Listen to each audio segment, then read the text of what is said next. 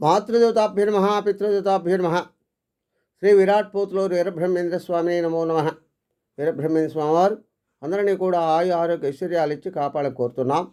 తిరువూరు శేషమేంద్ర ఆశ్రమం ప్రతిరోజు కూడా ఒక మంచి మాట చెప్పుకుంటున్నాం. ఈ రోజున శ్రీ విరాట్ పోతులూరు వీరబ్రహ్మేంద్ర స్వామి వారు రచించినటువంటి కాళికాంబ హంస కాళికాంబ నుండి కొన్ని విషయాలను భావం విశ్లేషణ ఇచ్చుకుందాం. అవి ఏమని చెప్తున్నాయంటే, తెలిసి తెలియనీయ ఇలమాయ నరులకు మాయ తెలియలోన మబ్బు పుట్టు, మబ్బు వీడినంత నబ్బును బ్రహ్మంబు కాళికాంబ హంస కాళికాంబ అని తెలియచేస్తున్నాయి.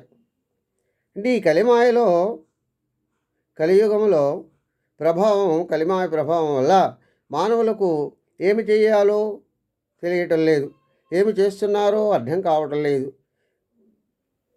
తెలిసినది కూడా తెలియకుండా చేస్తుంది మాయ. ఈ మాయను తెలుసుకోవడానికి ప్రయత్నిస్తే మబ్బు పడుతుంది, అంటే అర్థం కాకుండా ఉంటుంది. ఆ మబ్బు తొలగిపోయినప్పుడు తానెవరో తన కర్తవ్యం ఏమిటో తెలుస్తుంది. దైవమాయ అంటే ఏమిటో తెలుస్తుంది. దైవాన్ని చేసే మార్గము కూడా తెలుస్తుంది. కష్ట నష్టాల నుండి బయటపడే మార్గము కూడా దొరుకుతుంది. మరి మాయ నుండి బయటపడాలి అంటే మంచి గ్రంథం కావాలి, మంచి గ్రంథాన్ని చూసుకోవాలి. అది దేంట్లో ఉంది? ముక్తి మార్గం అనే గ్రంథంలో ఉన్నది. కాబట్టి తప్పనిసరిగా ముక్తి మార్గం అనే గ్రంథాన్ని ఎవరైతే చదువుతారో వారికి కొన్ని సంశయాలు తీరుతాయి. ఆ తర్వాత మనస్సు నిలబడుతుంది అని తెలియజేస్తుంది.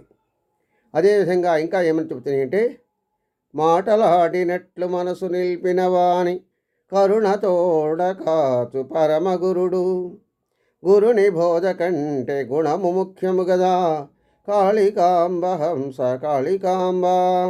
ఈ కలియుగంలో మానవులకు మనస్సులో ఒకటి ఉంటుంది, మాట మరొక తీరు ఉంటుంది, నడక మరొక తీరు ఉంటుంది. అలాంటి వారి మనస్సు నిలకడ ఉండదు, దైవానుగ్రహం లభించదు. దైవానుగ్రహం లేని వారికి ఏ దేవుడు కూడా సహకరించలేడు, తోటి మానవుడు కూడా సహకరించలేడు.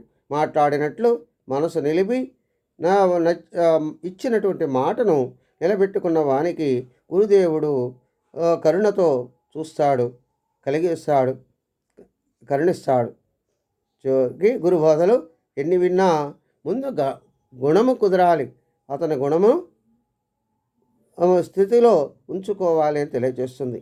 అదేవిధంగా ఇంకా ఏమని చెప్తున్నాయంటే, గురుని కరుణతోడ కుండలిని పైకెత్తి పండుగింత చేయు బ్రహ్మమగును, బ్రహ్మమైన వెనుక పరమాత్మతానవును కాళికాంబ హంస కాళికాంబ అని తెలియజేస్తుంది.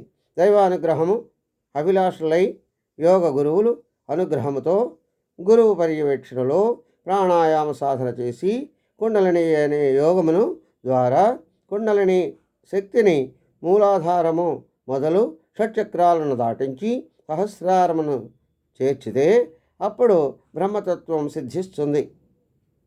అప్పుడు తాను బ్రహ్మమే అవుతాడు. బ్రహ్మమైన వాడు సర్వబ్రహ్మంలో పరబ్రహ్మంలో ఐక్యమవుతాడు. ఇవన్నీ కూడా సాధ్యం కావాలంటే జన్మల్లో సంపాదించినటువంటి జ్ఞానఫలము తగినంత ఉండాలి, పూర్వజన్మ సుకృతం ఉండాలి.